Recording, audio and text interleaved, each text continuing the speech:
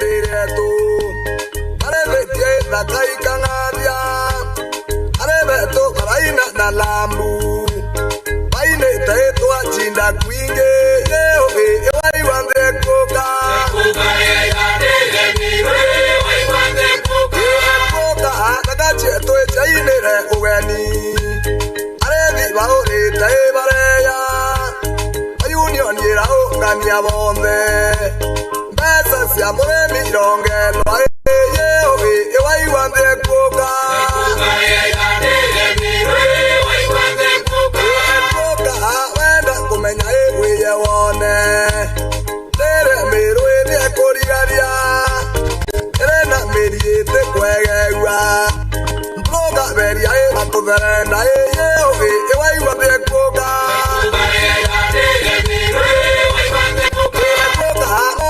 Meru igundekia Ireya gae biera eta moadi Ire maero eke mera eta muntu Sianja wae kuro ake nyoti Ikanyonyo e maguta eta moare Yeo wai wande koka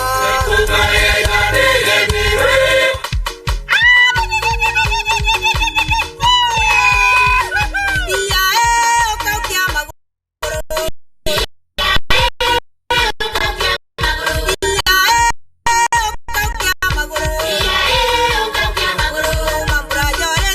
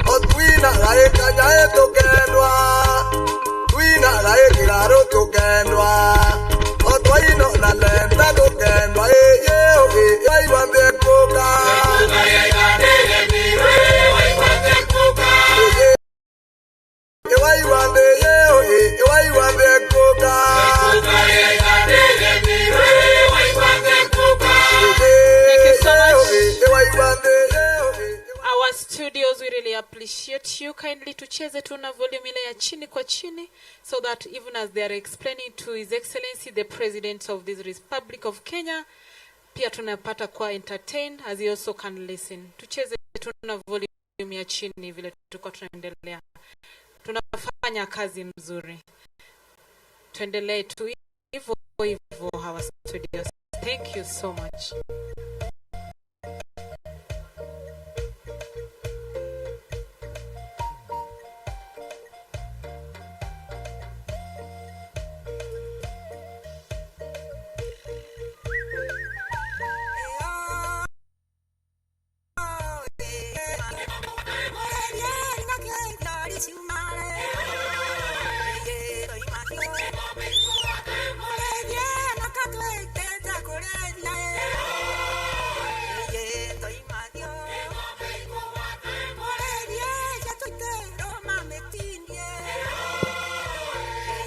Check 1 2.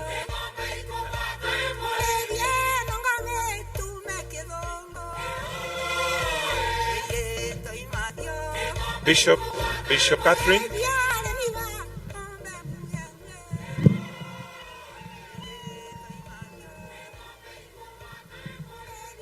Check 2 2 2. Sound 1.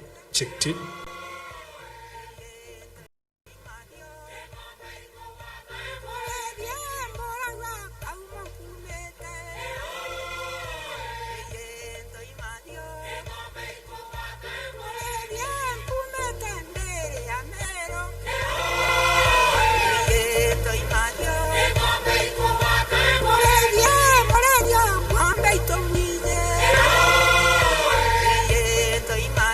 Sound check.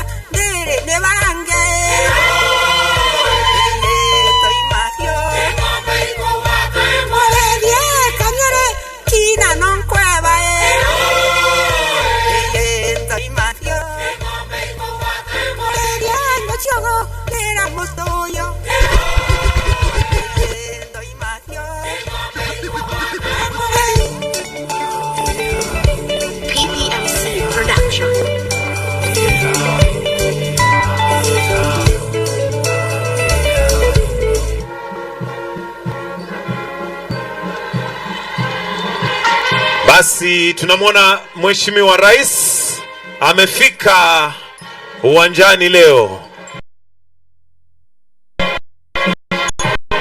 Karibu sana Mheshimiwa Rais.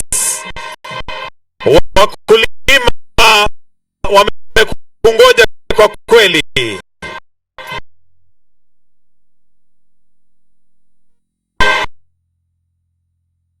Hebu tuweze kusimama tukimkaribisha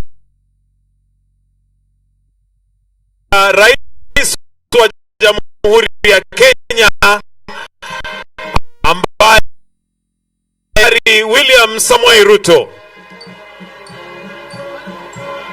wakiwa wame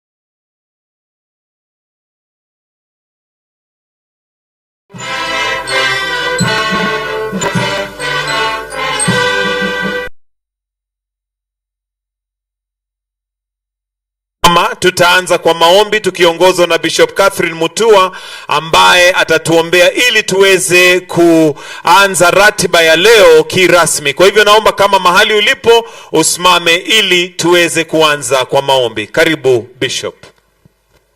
Let us pray. God the Father, Son, and the Holy Spirit, we bow down and worship you, our Lord and King, who alone is Alpha and Omega, the beginning and the end, the creator of heaven and earth. We honor you this morning. We thank you for giving our President, His Excellency, Dr. William Samoei Ruto, this opportunity to share his time with us here in Meru, and in particular at Meru Dairy Farmers Union. Bless his leadership, O Lord.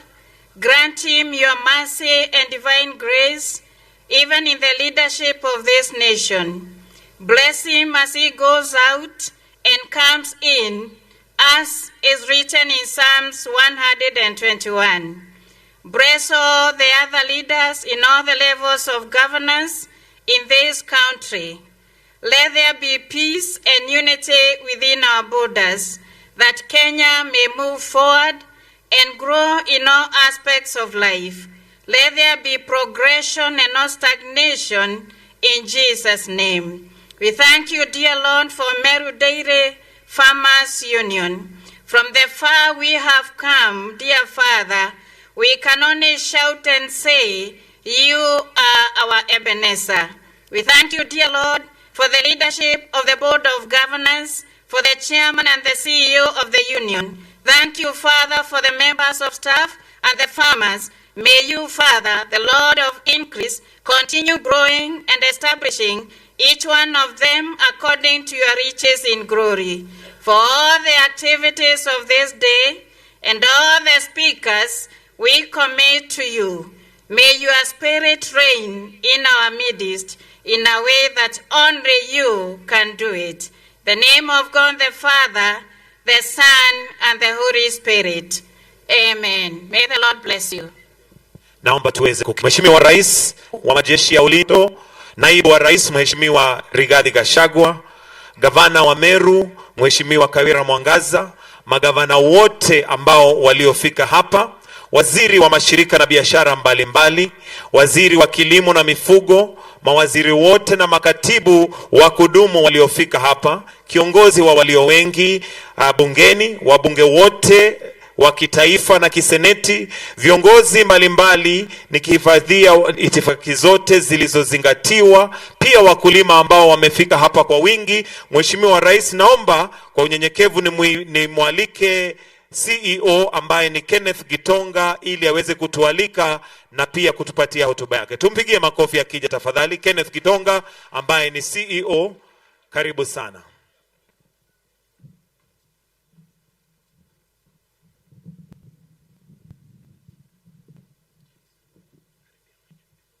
Your Excellency Sir, Mheshimiwa William Samoei Ruto, Your Excellency the Deputy President, Mheshimiwa Rigathi Gachagua, viongozi wote wale wametoka Nairobi, His Excellency the Governor, na wakulima wenzangu. Bwana asifiwe. Maziwa. Mheshimiwa Rais, tunasema hapa tunaongea mambo mbili peke yake, ni mambo ya vile maziwa itakuwa mingi na tupate pesa nyingi. Na hiyo ndio slogan yetu ya maziwa ya Mount Kenya. Mheshimiwa Rais, tuko na furaha kubwa sana leo kwa kuja hapa kwa event yetu. Tumekuwa tukifanya hii event, this is the 8th annual field day, na hakuna wakati tumekuwa na a sitting president akiwa chief guest. So sisi kama wakulima na Wameru tumefurahi kweli kweli, na tunajua kukuja kwako hapa itatusaidia na tutakuwa na pesa nyingi kweli kweli. Mheshimiwa Rais, kwa sababu ya muda tumeongea mengi pale kwa boardroom. Wakulima wako na shida kidogo sana, wako na ng'ombe lakini average production ni lita 5. Tunafikiria sisi wote vile ng'ombe itatoka lita 5 iende lita 10. Na hiyo ndio imekuwa agenda yetu kubwa. Kwa sasa tunapata maziwa 400,000 liters per day, 546 actually to be specific.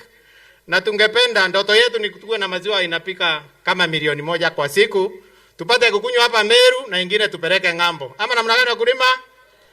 So hiyo ndio ndoto yetu wa Mheshimiwa Rais, na njoo najua unapenda wakulima, unapenda wa Meru.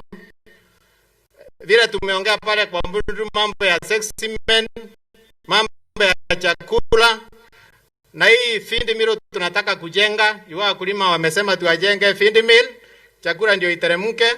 Najua utaona vile utatusaidia. Na kwa hayo mimi nataka kumwalika chairman wetu aseme moja, leo siku ni yako. Hao wakulima tunashinda na wao, na tumeongea hapa mara 7, leo ni ya 8. Kwa hivyo we want to give you all the time so that you can tell us and bring us the good days from Nairobi. Kwa yangu ni hayo, nataka nikaribisha chairman. Thank you very much.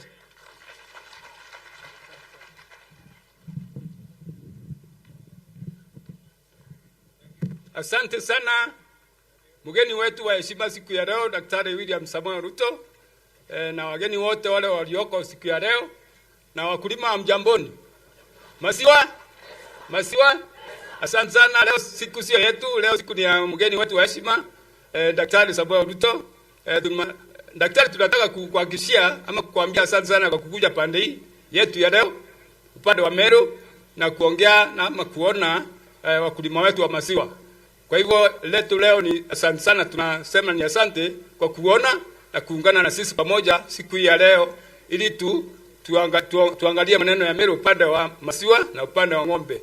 Sana sana hata wakulima wamefurahia sana kusikia ati president amefika hapa leo na wamekuona, na wale hawaja kuona watakuona ukiongea hapa. Kwa hivyo sana asante sana bwana president kwa kufikiria kuja Meru na kuongea na sisi. Na hatuna maneno mengi, ile mengi tumeongea kwa boardroom, lakini ile naimiza sana ni hapo sasa upande wa ukulima apate maziwa mingi. Atapata na njia gani? Ile maneno tulikuwa tunasema tupate shamba kubwa, tupande tupatiwe wakulima na bei ya rahisi, hapo maziwa itaongezeka zaidi. Mheshimiwa, ukitufanyia hiyo na yale mengine tuliongea, nafikiri maneno yetu yatakuwa sawa sana. Lakini bwana mheshimiwa president, atufanyi kazi na Gitonga na Kiruja peke yao. Niko na board members, niko na delegates, niko na chairman wa societies. Nataka wasimame, at least nipa ruhusa wasimame tu wave, waone wako wapi ma delegates. Delegates mamen ndio hawa tunafanya kazi na hawa, board members hawa, delegates na chairman wote wako wapi? Chairman wa society yetu. Asanteni sana. Leo tuko na mgeni wetu na siku ni yake, tumpe nafasi mzuri ya kuongea na sisi. Asanteni sana na karibuni.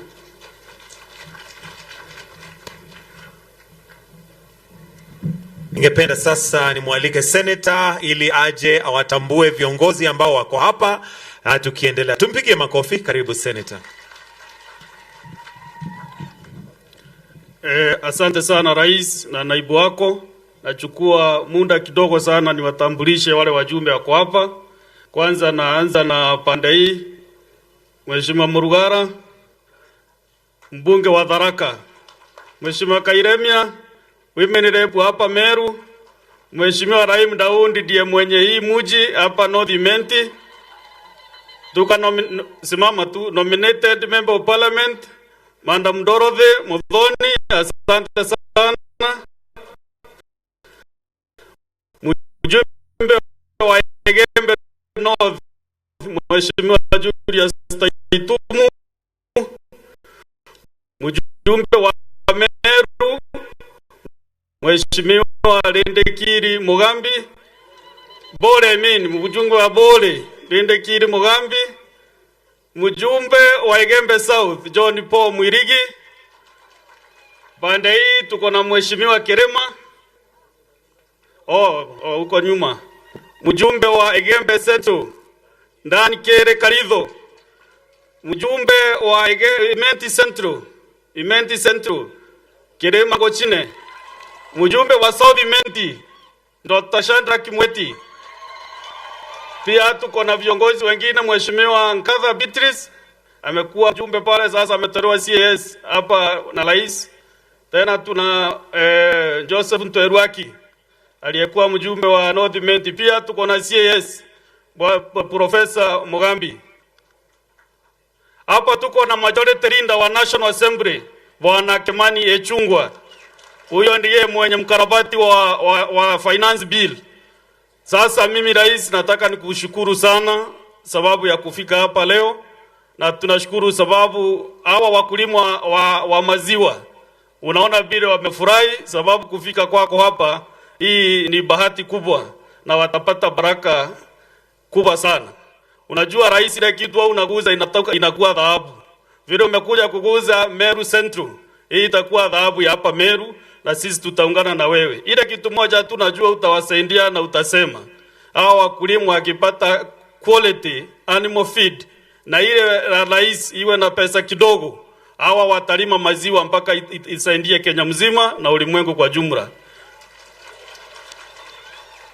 Na wewe ndio uweze kufanya hivyo, sisi tukiwa bunge, sababu tayari umetoa ushuru kwa zile by products ama inputs za kutengeneza chakula ya ng'ombe ya mifugo. Tayari umesema hiyo VAT ama duty hiyo imetolewa na iko kwa finance bill.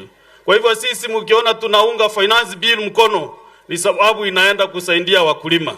Na mimi sina mambo mengi, nishukuru rais sababu wiki jana tu tumekuwa na naibu rais mambo ya kahawa, na tunashukuru sana Your Excellency Rigathi Gachagua, na tutaenda tena kwa mambo ya chai na ingine. Kwa hivyo tunakushukuru, na ukiwa hapa kitu moja tu tutaomba vile mheshimiwa mjumbe wa Igembe North amesema, ni ile jambo moja tu ile tunatusumbua insecurity huko Igembe North. Kwa hivyo mheshimiwa Taitumu, vile umeomba rais ataweza kutusaidia ndio tuweze kumaliza shida insecurity. Na ile familia ambao wamepoteza watu yao pale, rais tunaomba pia kama serikali itatusaidia kuwapumzisha, tutashukuru sana Your Excellency.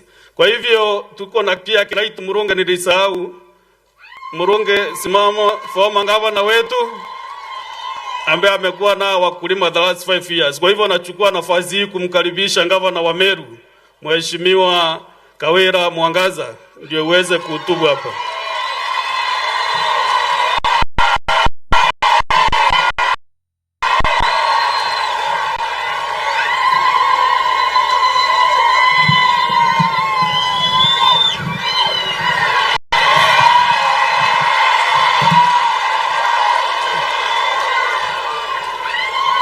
Mheshimiwa rais wetu tunayependa sana, na naibu wako Rigathi Gachagua, na viongozi wote, wakulima wote, hamjambo. Mugeni, napenda kuchukua hii nafasi Mheshimiwa rais kusema ni asante kwa kufika Meru. Kama mama kiongozi nimefurahi sana, na watu wanauliza what is happening in Meru, mbona tunatembelewa namna hii? Tumefurahia uongozi wako, na sisi tunaona unafanya kazi mzuri pamoja na naibu wako. It is the other day tulikuwa na conference kubwa ya coffee, na tunajua ya kwamba kuna mambo makubwa ambayo umetupangia. Tukakuwa na ingine dharakanidhi ya kumaliza pombe, na asubuhi leo na hata wiki yote ambayo imepita hatujapata walevi wote ambao wamelalala hivi kwa sababu ya ile kongamano tuleka dharakanidhi. Mheshimiwa rais, napenda kusema asante sana Mheshimiwa rais, kwa sababu umetufanyia maajabu. The other time we were with you Ntumbori, ulitupromise na umetimiza yote. Kitu ya kwanza tulikuomba ututengenezee hospitali yetu level 5 ifike ipate pesa, umetumana 500 million iko barabarani, tunakushukuru rais. Tukakuomba kidogo tu ya Nyambene hospital, tulikuomba 50 million. Sasa iko kwa process 500 million ambayo tumetumana kwetu. Mheshimiwa rais, tukakuomba mambo ya damu. Na mimi nakushukuru sana kwa sababu niliangalia kwa gazeti nikaona already ya Tharaka-Nithi imekuwa advertised, ya Isiolo imekuwa advertised, ya Laikipia imekuwa advertised. Yetu tu ndio sijaona hapo, lakini najua hata hiyo itakuwa advertised, damu yetu ambayo si moja ama si mbili. Mheshimiwa rais, tunakushukuru sana. Nilikuomba mambo ya Kenoru Stadium, na the following day PS akafika, watu wakafika, wakaenda Kenoru Stadium, wengine wakaenda Maua Stadium. Tunakushukuru sana Mheshimiwa rais kwa sababu unatupanga vizuri. Mheshimiwa rais, sitaki kusema yote maana najua tumekuwa na mikutano mingi na tutaongea. Nikubali tu MCS kwa sababu ulileta amani. Wewe ndio ulituunganisha. Ukaokolea huyu mama. Wasimame waonekane kwa sababu wako.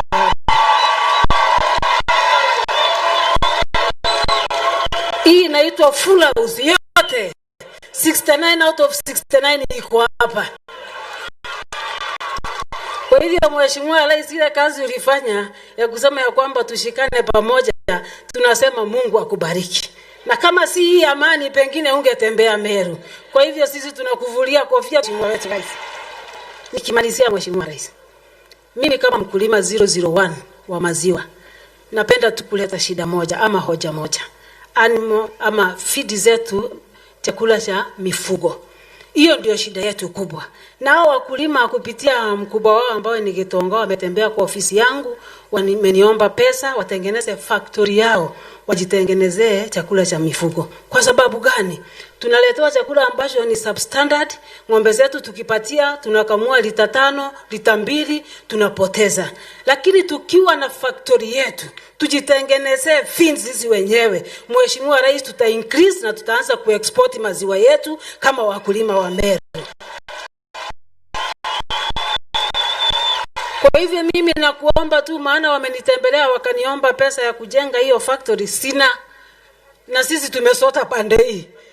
Tusaidie, utupatie pesa tujenge factory na sisi maisha yetu itakuwa sawa Mheshimiwa Rais.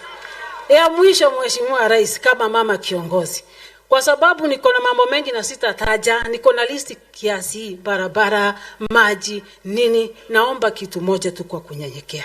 Ulitushikanisha pamoja. Nipe date State House nao wangwana viongozi wote wa hapa. Tupatie date pamoja na senator, tupatie date pamoja na MPs, nipatie date pamoja na women representative, nipatie date na MCS wangu wote, tukuje Ikulu tukupatie mashida yetu yote tukiwa pamoja na yeye. Asante sana Mheshimiwa Rais, Mungu akubariki sana. Tembea Meru mara 20 mara 50, mumekaribishwa sana. God bless you mightily.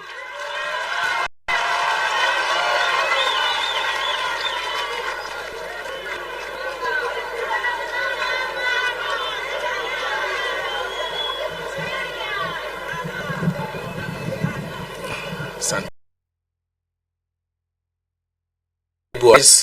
Mheshimiwa Rigathi Gachagua, governor wetu, mwenzangu Waziri Mithika Linturi, majority leader na Senate deputy speaker, waheshimiwa wote, senators, MPs, MCS, management ya Meru Dairies Cooperative Union wakiongozwa na mwenyekiti na general manager Bwana Gitonga, na wakulima amjambo, mogeni, maziwa.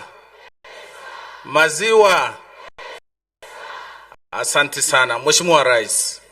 Sisi katika Wizara ya Ushirika tunafurahi sana kwa sababu umeweka shirika na mashirika zetu na wizara yetu haswa mambo ya maziwa kipao mbele.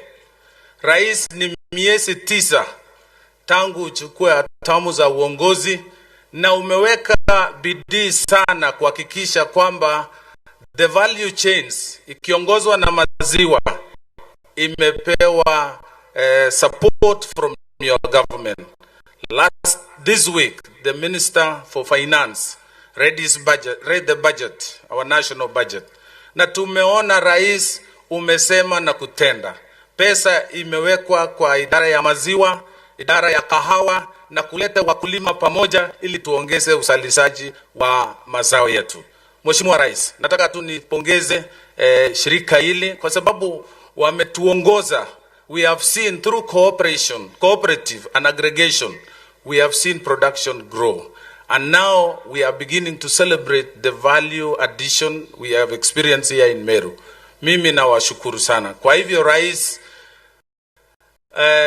kabla sijamaliza, ningependa tu kueleza kwamba vile mambo tumezungumza pale kwa boardroom, sisi kama wizara tutafuatilia na tutahakikisha kwamba hiyo maneno tukilete kwa ofisi yako tutaweza kutimiza. Ningependa tu kukutambulisha rais, tuko na PSS hapa, tuko na PS Cooperative, tuko na PS Livestock, tuko na Chairman Dairy Board, tuko na CEO Dairy Board na wale wote ambao tunasaidiana pamoja. Nikimalizia rais, wacha nipe dakika moja nimkaribishe mwenzangu waziri wa kilimo aweze pia kutoa kuzungumza kwa mambo ya production. Asante sana. Rais wa Jamhuri yetu ya Kenya, Mheshimiwa William Ruto na naibu wake Rigathi Gachagua na viongozi wa Meru Central Farmers Union na wakulima wote wale walio hapa. Bwana asifiwe. Mugeni antu betu wibabega tugethanirieni ruone. Bwana asifiwe. Mantu yako ya makai sana. Na rais, mimi wacha nikushukuru kwa kufika hapa tena nikiwa mwenyeji ama mtu wa kutoka pande hii, na nikuhakikishie ya kwamba hawa wangwana wamekaa hapa, hawa ndio tractors wa Kenya. Ni matractor sababu ndio sisi tunakuwa kwa mashamba, tunalima, tunashalisha chakula, watu wanaweza kula. Hii uhusiano wetu na Mheshimiwa Chelugui, land value, halafu tunaweza kupata pesa mingi. With the farmers that are seated here is that we are guided by your motto and your spirit of increasing productivity in your aspects of whatever we do in our farming. Na niseme vile tumetembea na tumejionea au wakulima, shinda yao umeisikia, nimesikia, anataka kuambia nimepata amri kama waziri wa kilimo kuhakikisha ya kwamba ile shinda mumeongea juu yake ya mambo ya kuteremusha bei ya mbegu ya ng'ombe ili teremke chini, muipate kwa bei inawe nafuu. Rais ameniamurisha hiyo maneno ifanye kwa haraka na in the next 6 months iweze kufikia nyinyi. The promise I want to make, Your Excellency, is we are lucky because of the support that you have continued to give us. We have a team from France coming on the 29th, and the Ministry and CAGRIC will be sitting to discuss on the acquisition of the semen machine, which will be able to produce 500,000 doses ya kuweka ng'ombe ili to change our breed and to increase productivity.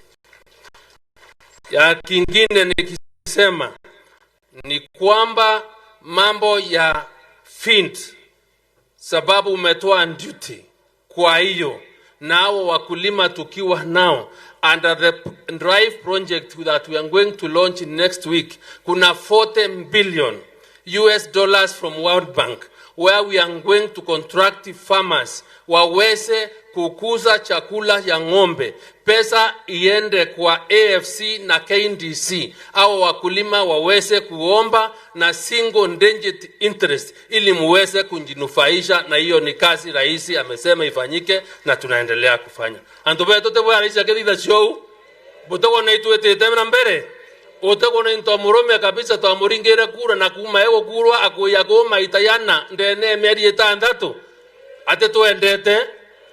Kwa hivyo wacha nimalizie hapo sababu rais najua mko na mambo, tunaenda kule Githunguri, na niseme asante sana kutembelea. Our commitment, tutafanya kazi ili wa Kenya waweze kusaidika. Thank you very much and may bless you. Wacha nichukue nafasi hii heshima kuu niweze pia kumwalika ndugu yetu, rafiki yetu, naibu wa rais ambaye pia Mheshimiwa Rigathi Gachagua aseme machache. Karibu naibu wa rais. Hapa ni Meru, tulikuwa na wewe hapa last week mambo ya kahawa na tunaendelea kulainisha. Asante sana. Asante sana kiongozi wetu rais. wa Jamhuri ya Kenya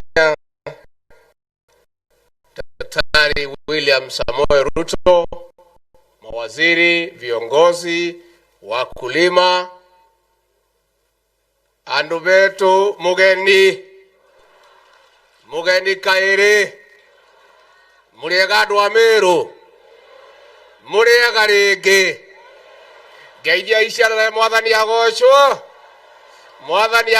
ringi, muri o kwa andu aitu nimwona njamba itu muthamaki witu uyu wetagwo William Ruto ni nyuma muthurire kwirethera ka kuringiririo nie ndauga handu ha muthamaki uyu na nie na timu itu ni mwatwikire wega twari uhoro wa matutiari handu hega ni twatindikitwo muno tutiari handu hega reke twari uhoro wa ma andu a Meru andu a nyumba itu handu ha muthamaki uyu na nie kuma ngoro-ini yakwa thini amukira ngatho ciakwa. Mheshimiwa Rais, watu wa Meru ni watu wa maajabu, walikupigia kura 100%. Walikuwa wanatishwa, wanaambiwa iko system, iko nini, hata wakatisha hii mzee wetu Kiraitu na kwa roho yake alikuwa wetu akakaa kando, kwa sababu huyu mzee ni wa heshima. Aliniambia, wewe Gachagua, ukilala kwa simiti wewe ni sawa, lakini mimi nikifungiwa kwa simiti nitakufa. So kuliko nikufe, wacha ningangana nikae pale, mtakuja kuniokoa mbe. Kwa hivyo watu wa Meru tuko na shukrani. Na gavana amesema mzuri, huyu rais wetu anapenda nyinyi. Siku kulikuwa na mzozo na vita kati ya gavana na MCA, rais aliudhika sana, kwa sababu yeye anapenda watu ya Meru na wanampenda, na aliona ya kwamba tukiendelea na kupigana na viongozi, maendeleo ya Meru itabaki nyuma. Rais akaniita, akanipatia amri, nikaita huyu gavana na MPs na MCA, nikawafungia kwa ofisi siku 4 mpaka waelewane, wakakuwa na amani. Na vile umesema gavana ni ukweli, kama nyinyi hamungesikizana rais angekuja hapa. Huyu rais wetu hataki pahali iko vita, anataka pahali watu wanaungana kufanya maendeleo. Ndio wiki iliyopita rais alinituma hapa kwa mambo ya kahawa, nikakaa hapa siku 5. Leo rais amefika mwenyewe kwa sababu mko na amani. Kwa hivyo tunaomba viongozi ya Meru, governor, senator, MPs, MCA, muendelee kuwa na amani, muelewane, mfanye kazi pamoja, ndio mufaidike kwa hii serikali ya William Ruto ambaye nyinyi wenyewe ndio mlipigia kura. Nitwaiguithania andu aitu haune hega manyitane katiguo haiya aya othe ni arimi a Meru nindamurutira nguvia. Your Excellency, hii Meru ni ajabu. Hii wakulima, mimi hata bado naona kitu kama hii. Hata kama tungejua rais tumefanya makosa, hatungefanya mikutano 2 siku moja. Tungefanya siku moja tukuja hapa Meru kutoka asubuhi mpaka jioni. Lakini next time tutapanga tukuje tukae hapa siku moja. Kwa hivyo sisi tuna shukrani na watu ya Meru. Rais anaendelea kufanyia nyinyi kazi. Huyu waziri anaitwa Linturi, si ni mtoto wenu? Si yako kwa serikali? Huyu PS anaitwa Kilemi, huyu ni wenu wa ushirika. Kuna huyu Mugambi Gitonga ni PS wenu. Kuna huyu CS anaitwa Gitonga Rontogu, mtu amesoma, ni profesa. Na wewe CS ukija ofisi yangu upunguze kizungu, mimi sielewi hii maneno ya kizungu sana. Hata huyu mzee Kiraito rais amempatia kazi. Tuko na, si amefanya mzuri rais. Tuko na huyu msichana wenu, huyu Rose Jogu, ndio PS wa State Department ya Diaspora katika Ministry ya Foreign Affairs. Kazi yake ni kutafuta kazi huko nje apeleke vijana. Sasa wewe Rose, hata Yesu alianza Jerusalem, ndio aende Judea. Kuja tafuta vijana hapa ya Wameru waende ng'ambo. Kwani wakienda iko makosa? Iko makosa. Pia Inspector General wa Police anaitwa Jafeth Kome, ni mtu yenu hapa ya Imenti North. Kwa hivyo nyinyi mnajua shares yenu kwa serikali ya William Ruto iko sawa sawa. Na mlipiga kura vizuri na tunashukuru. Mnataka tumkaribisha rais? Mko tayari? Atimia mwekuo. Haya mutire gemi. Rwakere. Rwagatatu. Rwakana, Rwakatano. Karibu Mheshimiwa Rais.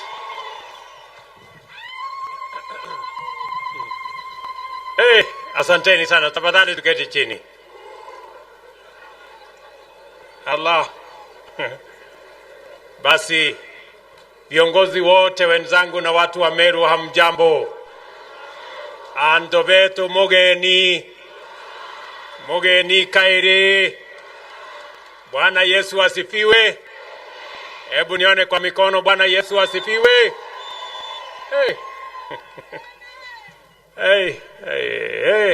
Mumekuja kweli. Kwanza wacha nichukue nafasi hii nimshukuru Mungu kwa kutupatia nafasi tupike hapa Meru kwa mara nyingine tena. Nichukue tena nafasi hii. Tulikuwa hapa Meru kwa ibada ya shukrani, lakini wacha nirudie nikiwa hapa Meru tena leo kwa watu wote wa Meru. Niseme kwa niaba ya sisi wote kutoka MCA, wabunge, senator wenu, governor wenu, Rigiji huyu deputy wangu na mimi, niwaambie watu wa Meru asanteni sana kwa kura zenu.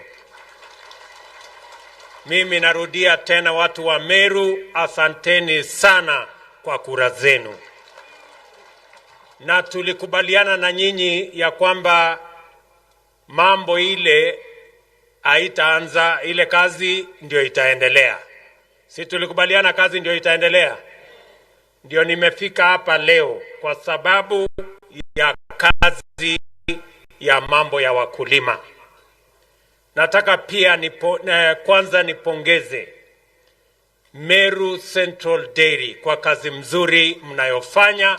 Pongezi sana. Kazi mnayofanya ya kushughulika na biashara ya wakulima wa maziwa ni kazi ambayo serikali ya Kenya itawaunga mkono kwa dhati. Nyinyi mnaelewa ya kwamba tulikuwa na matatizo pale mbeleni na Meru Central. Sisi kama serikali tukasema kwa kutambua umuhimu ya kilimo ya maziwa, kwa kutambua umuhimu ya wakulima wetu, tukasema hatuwezi kukubali Meru Central Dairy iende chini. Tukatoa pesa ya serikali, tukalipa madeni ambayo mlikuwa nayo hapo mbeleni. Mimi nataka niwaeleze tangu siku hiyo hamjatuaibisha. Leo tunaona Meru Central Dairy inapiga hatua ya kwenda mbele. Mimi nataka niseme pongezi sana. Tulikubaliana na nyinyi ya kwamba katika mpango yetu ya bottom up tulisema tutaanza pale chini, na pale chini wengi wao ni wakulima wetu. Nimesikiza hawa viongozi, chairman, CEO na wale wamezungumza kuhusu wakulima wa maziwa wa Meru, na wametuambia mambo manne ya muhimu ambayo mimi nataka nijibu. Wametuuliza ya kwanza, wamesema mambo ya chakula ya ng'ombe inawasumbua kwa sababu bei yake iko juu, na lazima kuwe na mpango ambayo itasaidiwa na serikali kuhakikisha kwamba wakulima wanapata chakula ya ng'ombe zao kwa bei nafuu. Mimi nataka niseme hivi, mmesikia waziri amesema sasa tuko na mpango ambayo itasimamiwa na serikali ya kuhakikisha kwamba chakula ya ng'ombe, ile nyasi, tutafuta namna ya kukodesha mashamba, tutengeneze hay na tuwaletee kwenu kwa bei ya chini, ndio kila mkulima aweze kulisha ng'ombe wake. Jambo la kwanza. Jambo la pili, katika budget yetu ya mwaka huu tumesema ya kwamba ile materials yote, mambo ya yellow maize, materials zile zingine zote ambazo zinatumika kwa kutengeneza chakula ya ng'ombe, tumesema tunaondoa ushuru kama serikali ya Kenya, so that all materials that are used for the manufacture of animal feed is now zero rated, so that we can go the trajectory of making sure that animal feed is affordable for the majority of our farmers. Jambo la tatu mmeniuliza ni kwamba munataka kutengeneza chakula yenu badala ya kununua kutoka makampuni kule nje. Hawa viongozi wenu wamesema mumenunua shamba hapa Imenti na munataka kutengeneza chakula yenu hapa nyumbani, ndio muwe na uhakikisho ya kwamba hiyo chakula ni ya standard ya kutosha. Wamenieleza ya kwamba mnahitaji ama mnapanga kutumia shilingi milioni 200 na mumejipanga katika hiyo harakati. Mimi nataka niwaeleze, kwa sababu serikali yenu inajali kwamba kupatikane mahali mtatengenezea chakula yenu. Tayari mumenunua ardhi, kwa hiyo milioni 200, milioni 100 serikali ya kitaifa itawapatia. So waziri, nyinyi waziri, pangeni vile hiyo pesa itafikia hao watu, si ndio? Sasa nimeongea mzigo nusu, sasa ile ingine mjipange na nyinyi hapo, si namna hiyo?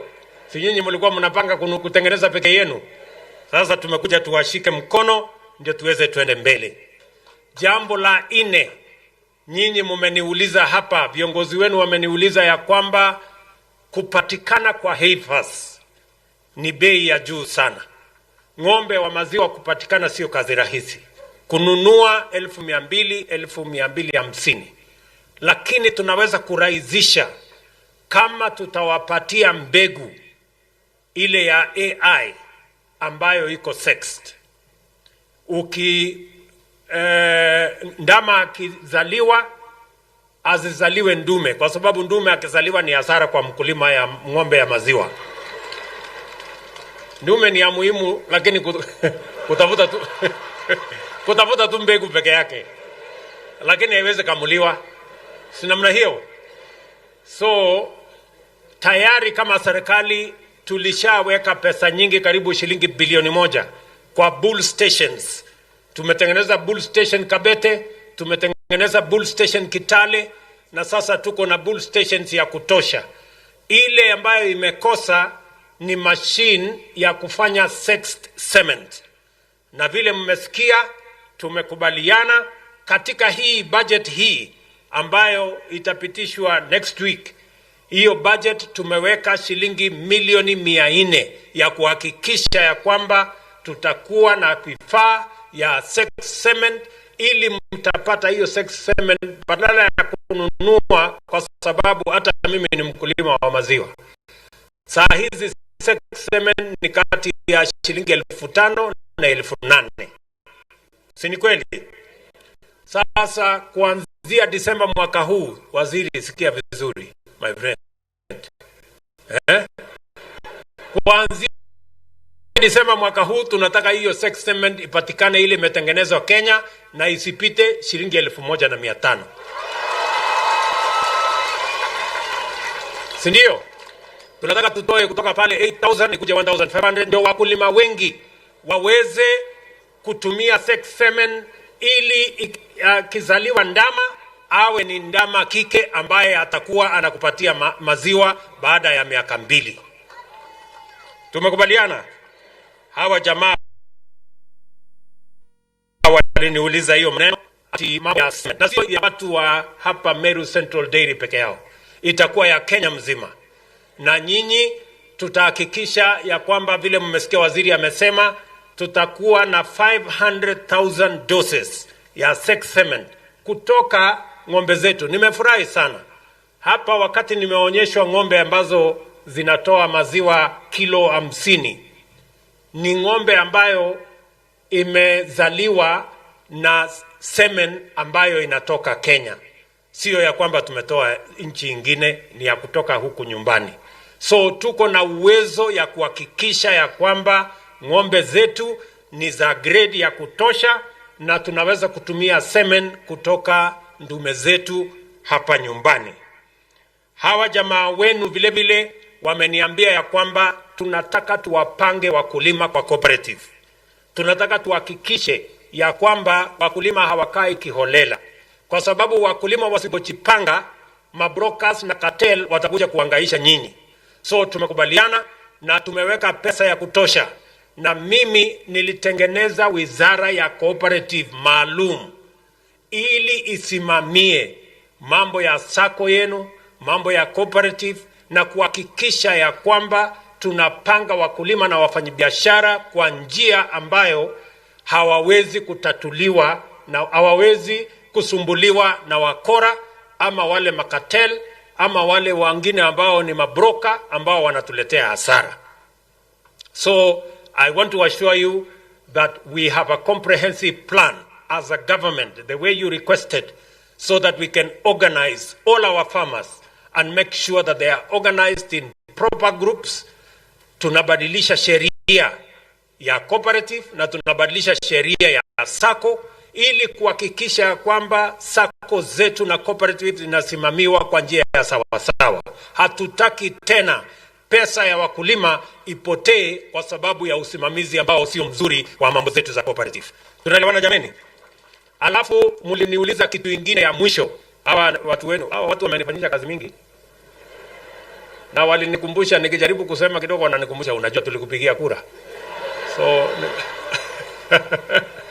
sasa wamenieleza ya kwamba kuna county moja iko na deni yenu ya milioni 71 ya watu wa Meru Central Dairy.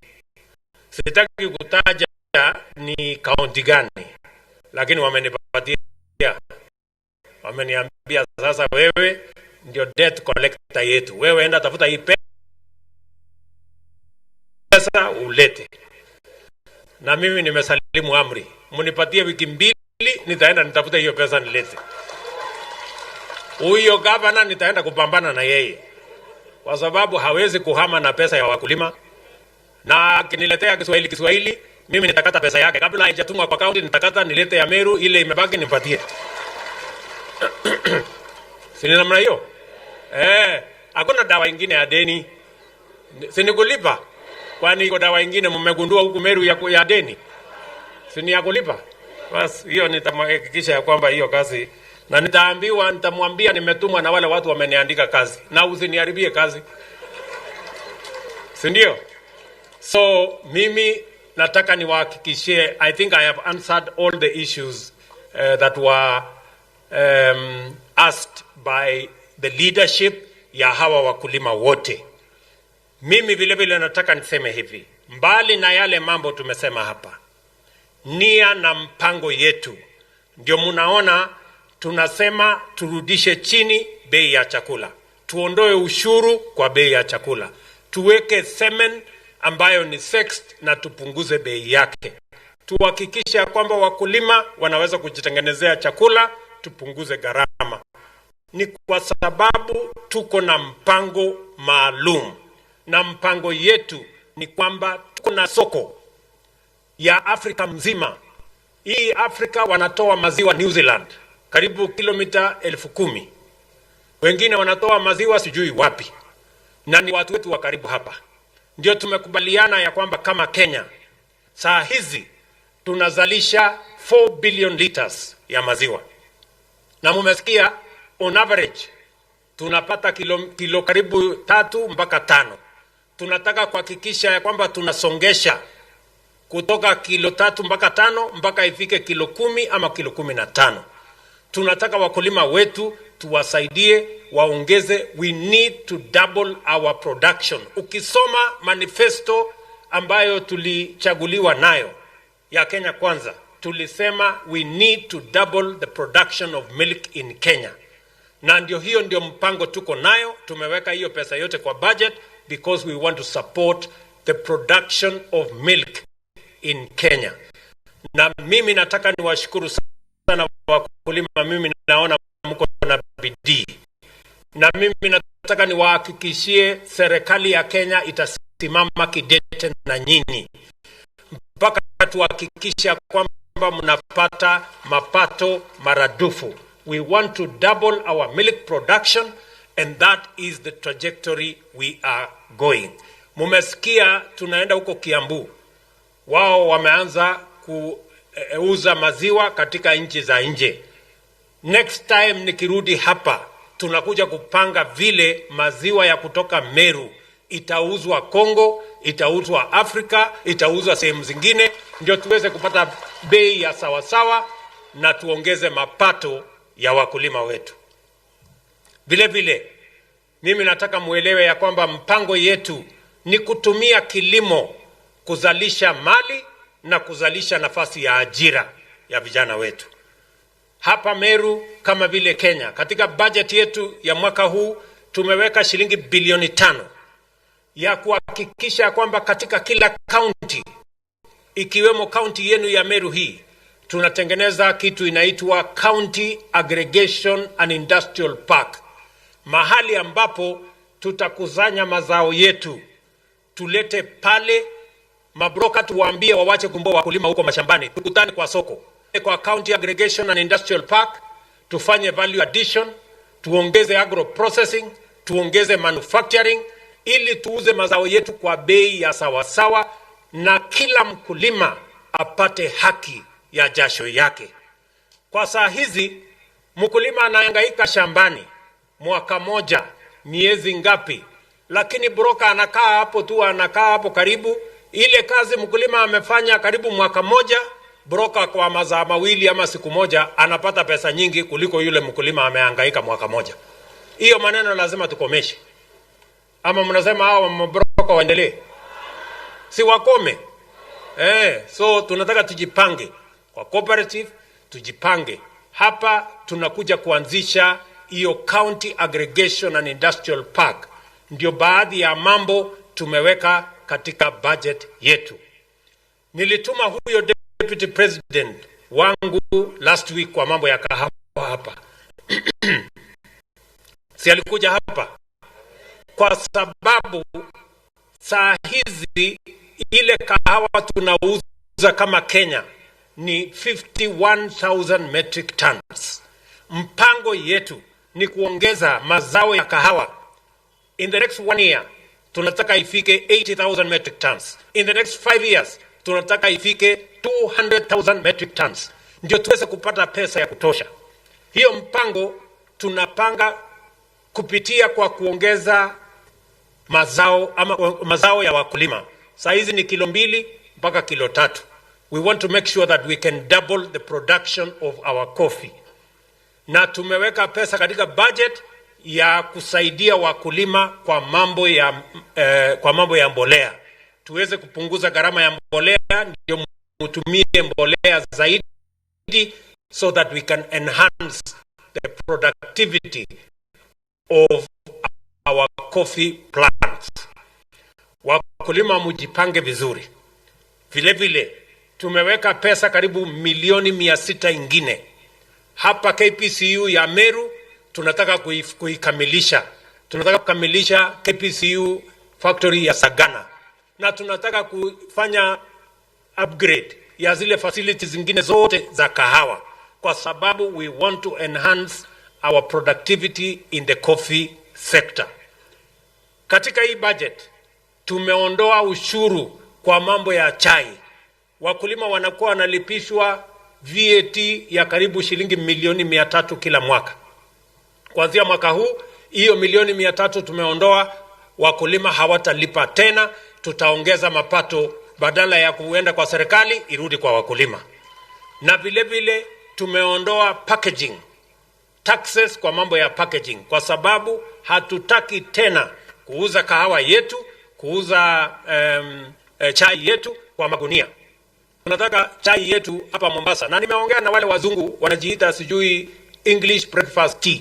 Nikawaambia hakuna magunia itakuja tena kwenu. Mulete machine, tuajiri vijana wetu. Chai ikitoka hapa inaenda kwa shelf ya supermarket. Hatutaki waende waongezee maneno mengine kule msituni. Na kama hawataki hiyo maneno, watafute chai yao. Hii yetu sisi tumepanda hapa Kenya. Ama namna gani? Si kama wako na kithirani, si kila mtu atafute chai yake.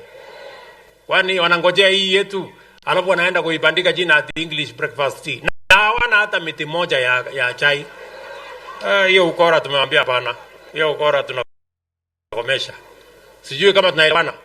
That is why we have removed VAT. We have removed taxes on packaging of tea material so that we can export our tea processed, we can export our tea packed, so that we can earn more money and we can create jobs in Kenya.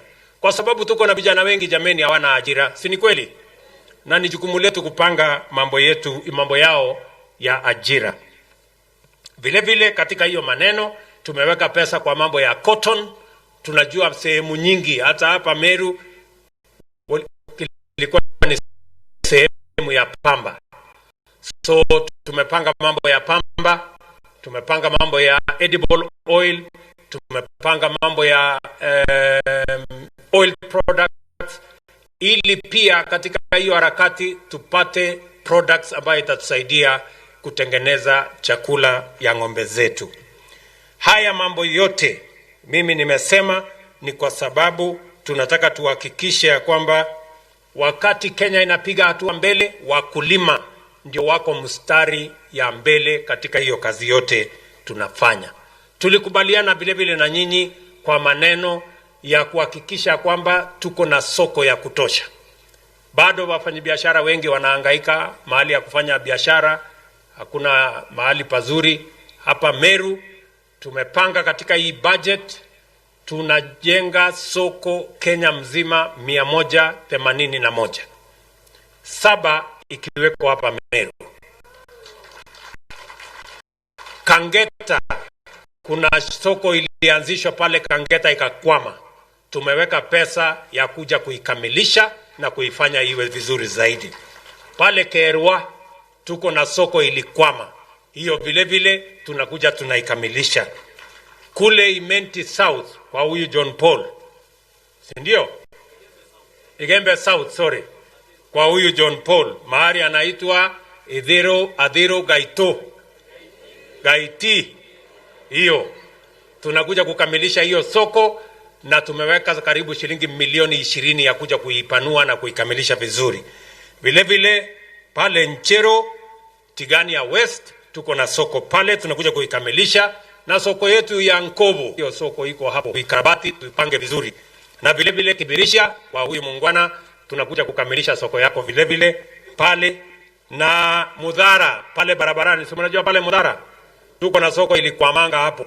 So tunakuja kuishughulikia ili tuhakikishe ya kwamba katika ile county aggregation ambayo tunajenga hapa Meru tuwe na mini aggregation in every constituency, alafu tutaiteremusha iende chini, ndio kila mkulima ajue ya kwamba kuna mpango ya vile mazao yetu ya kilimo itafika sokoni, itaongezwa dhamana, ndio wakulima wapate pesa zaidi, vijana wetu wapate ajira, ndio tuweze kusukuma taifa letu la Kenya mbele. Mimi kwa sababu ya masaa, mimi kwanza nataka niwashukuru sana kwa sababu ya kutukaribisha hapa Meru. Na mimi nataka niwahakikishie hii serikali yenu itashughulika na mambo ya kilimo. Mkisoma manifesto yetu, agenda number 1 tuliweka ni mambo ya kilimo. And we have a plan on matters agriculture.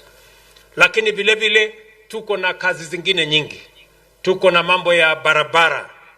Mulituuliza barabara nyingi hapa zilikwama, si ni kweli? Katika budget yetu tumeweka bilioni 250 ya kukwamua hizo barabara. Tukipitisha hiyo budget tunaanza hiyo safari. Tuko na mambo yenu ya maji vile gavana wenu wamesema. Tumepanga mambo ya maji, tunajenga dams 30 ambayo tumeweka katika gazeti tayari. Kuna zingine 70 ambazo tutaweka gazeti hivi karibuni pamoja na ya Meru. Tuko na dams zingine ndogo karibu 1000 ambayo tutajenga, kwa sababu tunataka tuhakikishe ya kwamba tuko na maji ambayo itatusaidia ya matumizi nyumbani, maji ya mambo ya mifugo na maji pia ya irrigation kutusaidia katika kuzalisha mambo yetu ya kilimo.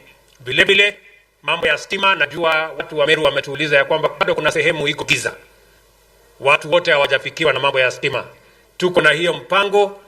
Mwaka huu mpango yetu ni kuongeza watu 28,000 wapya ambao hawana stima, tuwaunganishie stima katika ile budget tuko nayo hapa mbele.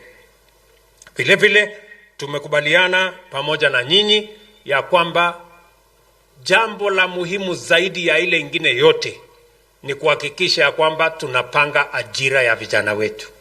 Tuko na vijana 500,000 Kenya hawana kazi. Wanaongezeka kutoka shuleni, kutoka college, kutoka university kila mwaka. Vijana 800,000 wanaongezeka kila mwaka. Na tusipopanga mambo ya hawa vijana watapotea. Ni kweli ama si kweli? Wale vijana wanahangaishwa na pombe, wale vijana wanahangaishwa na uhalifu, wale vijana wanahangaishwa na madawa. Ni vijana wa taifa letu la Kenya. Na ndio tumesema kama serikali lazima tuwe na mpango maalum. We must have a deliberate, intentional, practical plan on how to create opportunities for the young people of our country.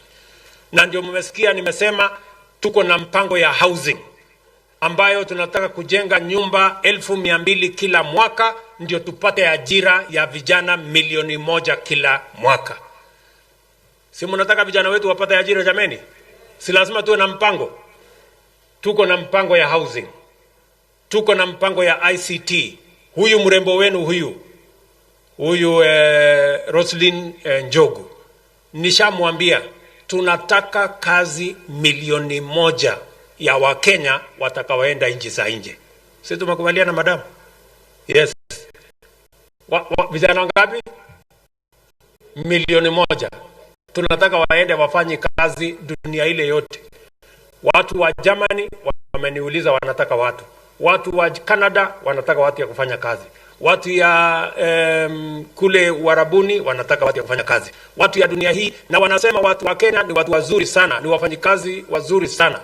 Saa hizi tunapata bilioni 400 kila mwaka kama taifa kwa wale wa Kenya wanafanya kazi katika nchi za nje. So tuwe na mpango. Tuko na mpango ya kufanya kazi wa Kenya katika nchi zingine.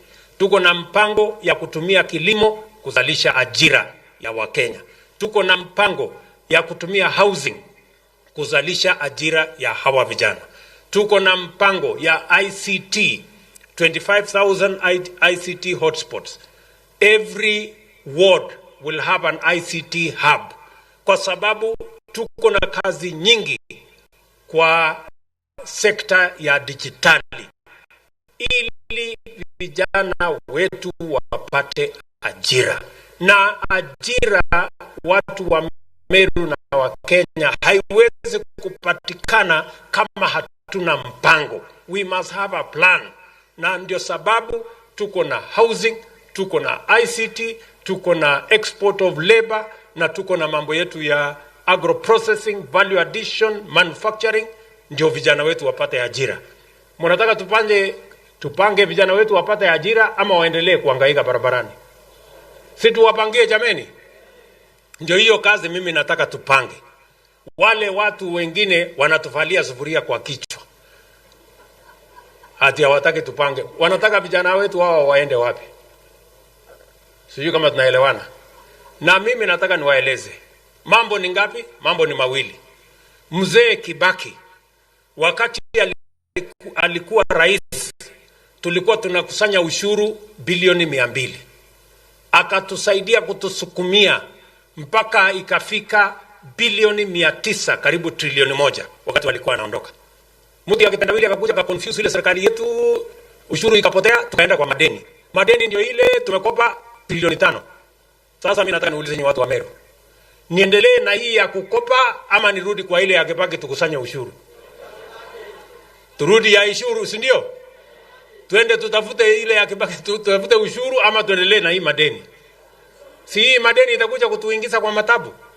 Wangapi wanasema tuendelee na kusanya ushuru ile ya Kibaki nione kwa mkono? Dunia hiyo ndio namna hiyo. Mimi ndio niko hapo. Hii ya madeni hii inateleza na nchi yetu itaingia kwa matope. Na mimi sitakuwa rais ya kuingiza nchi kwa matope. Hiyo madeni tukomeshe. Tutafute ushuru tujenge taifa letu la Kenya. Ama namna gani? Tuko pamoja.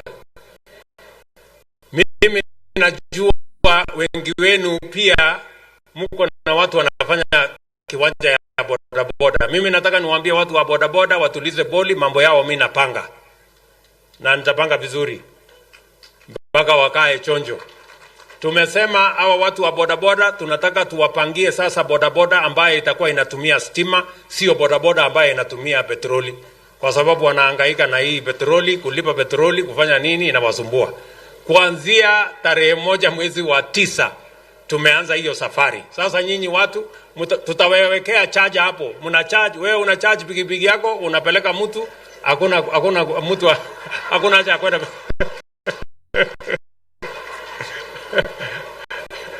Sijui kama tunaelewana.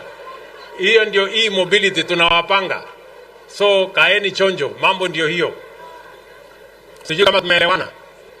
Sasa tutakuwa na pikipiki ambaye haitumii petroli, inakuwa charge hapo, na tutapunguza gharama ya kucharge, itakuwa kama free.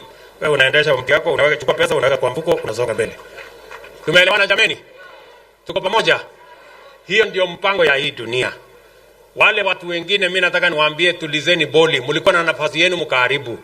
Mkatuzungusha sijui BBI, mkatuzungusha sijui nini, mkatuzungusha sijui nini handshake. Hiyo maneno hatutaki, tunataka kupanga vile Kenya inaenda mbele. Kwa hivyo watu wa Meru, sijui kama tumekubaliana. Tutatembea pamoja. Mnasema tuendelee namna hiyo ama mko na mpango mwingine? Tuendelee namna hiyo? Wacha nisikie sauti, tuendelee tusiendelee.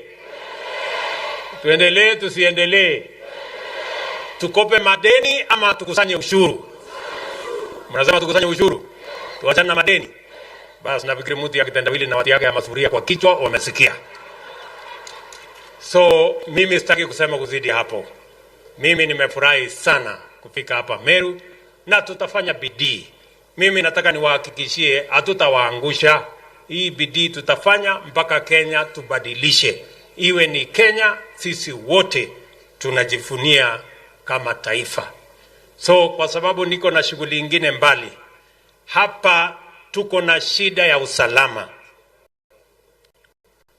Taitumu huyu sijalala ananipigia simu kila siku. Huyo mjumbe wa kutoka North pale. So mimi nataka niwahakikishie hivi. Mambo ya usalama ni mambo ya muhimu. Mambo ya ugaidi inatuletea matatizo, lakini mimi nataka niwahakikishie tutakabiliana na wao. Nimemwambia IG Bwana Koome Jumatatu aje mwenyewe mpaka hapa atuambie hii matatizo, watu wanakufa kila wakati hapa, wanauawa, matatizo iko wapi? Kama kuna watu wamezembea kazini watolewe, tutafute watu wengine ambao watasimamia hiyo kazi vizuri. So Bwana Koome mwenyewe atakuwa hapa Jumatatu, baada ya kesho, ndio tujue kiini na tukubaliane vile tutashughulikia mambo ya amani. Vile tunafanya katika sehemu zingine za Kenya sote, we must make sure that we secure our nation. Na wale wote ambao wameathirika na hiyo maneno, tutachukua hatua, tutasaidia wale family, those who are affected, but we will make sure that we correct whatever default there is kwa mambo ya security hapa Igembe na hiyo sehemu yote ya hapa Meru. Kwa hivyo sitaki kusema kuzidi hapo. Nimefurahi sana mmekuja katika sherehe hii. Wakulima tafadhali, mimi nawauliza, mimi naenda kupanga soko ya mahali tutauza maziwa. Nyinyi kazi yenu ni kuongeza maziwa. Mtaongeza maziwa? Mtafanya bidii? Nikipunguza ushuru, nyinyi mtaongeza zaidi kuzalisha maziwa? Basi mimi nitafanya hiyo kazi yangu, nitalete mbegu, nitapunguza ushuru, nitawasaidia pesa ya kutengeneza chakula yenu hapa. Nyinyi msiniangusha hata na nyinyi. Sehemu yenu mufanye bidii. Asanteni sana. Morongo Abudharime. Mungu awabariki sana. Na tunawapenda. Tumpongeze rais kwa makofi tafadhali. Na kwa hisani rais, naomba ya kwamba kuna zawadi 5 pekee hapa ambazo tungependa kuwakabidhi wakulima ambao ni wakulima bora, ili tumalizie kwa wimbo wa taifa.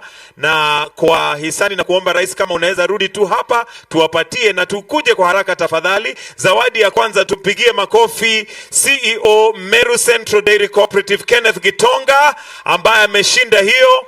Tumpigie makofi tafadhali.